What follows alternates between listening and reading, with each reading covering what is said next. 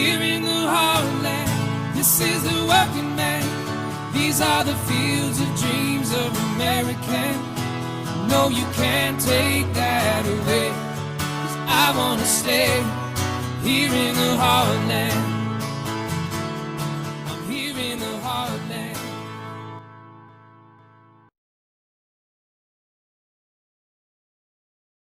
Welcome back to another episode of Why Iowa. And today we've got a great story with you to kick off championship week of state football. The University of Iowa has a rich history in football, and we've heard the likes of Niall Kinnick and Duke Slater. But today we're going to tell you the story of Frank Kinney Holbrook.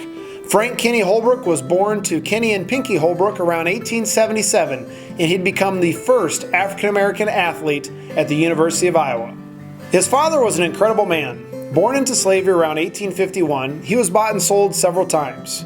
And at age 11, he was sold for $1,100 and taken to Virginia. The Civil War brought an opportunity for Kinney Holbrook to escape, and he sought refuge with the Union Army.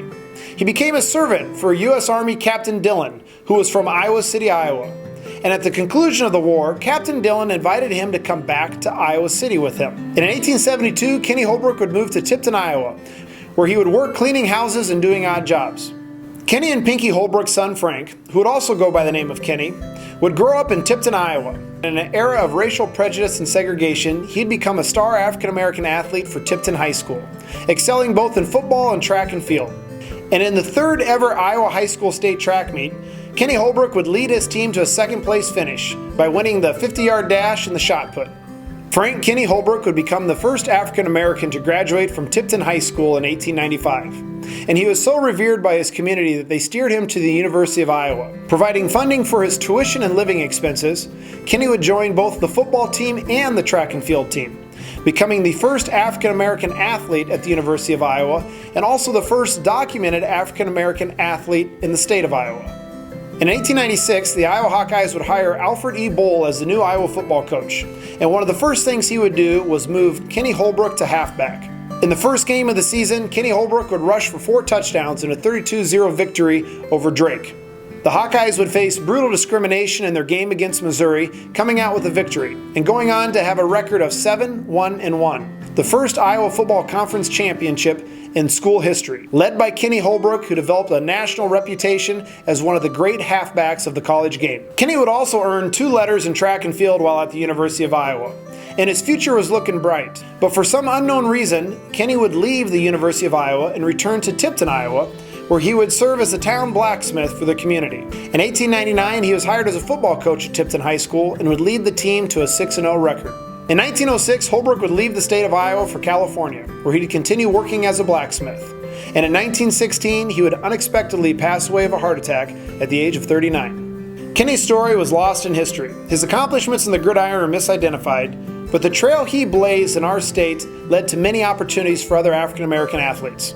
Thanks to author Neil Rosendahl, Kinney's story has come back alive. And Nottoway Valley head football coach Dwayne Mathis, who is also a Tipton, Iowa native, shares Kinney's story of grit, determination, and resilience with his players, and has also started a GoFundMe for a statue of Frank Kinney Holbrook to be erected at Tipton High School to honor his role in breaking the color barrier in the state of Iowa.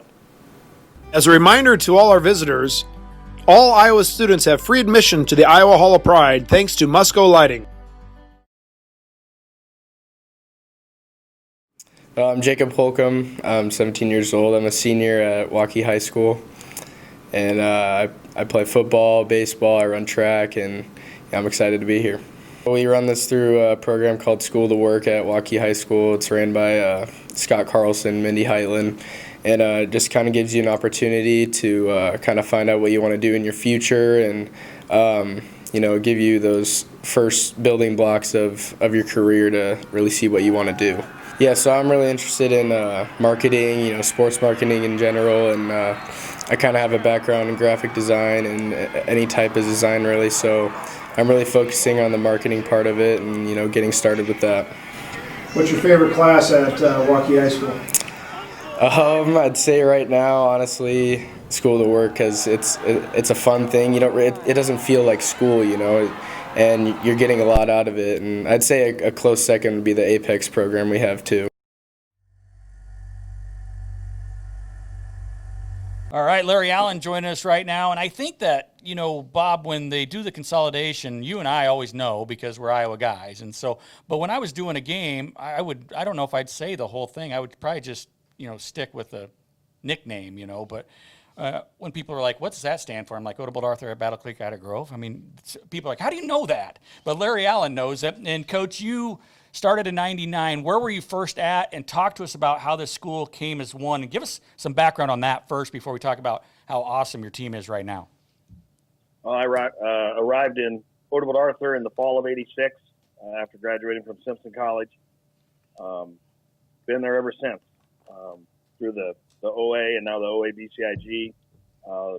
Started sharing football in 89, 90, and 91. We shared for 3 years, and then we broke apart. BC and IG stayed together. Odebolt Arthur went back on their own. And then I think it was 2010, we got back together at whole grade shared, and now we're consolidated. So, it's just been a great thing for everybody. What was that like from 2010 to now? Has it really taken a while? Because I've been part of the split, and I've been part of that. Do you really feel like it took a while, or is it always, or is it was it good right away, or did it take some time? For the kids, I think it was great. We still have some parents that, when they played, they were enemies with the other guy, of course. But all in all, it's gone along great. The successes that we've had on the field or on the courts or whatever, I think that has helped a lot. And the kids now, they don't know if they're from Odebolt, Arthur, Battle Creek, or Ida Grove. Yeah. They're from OABCIG. So. That's awesome.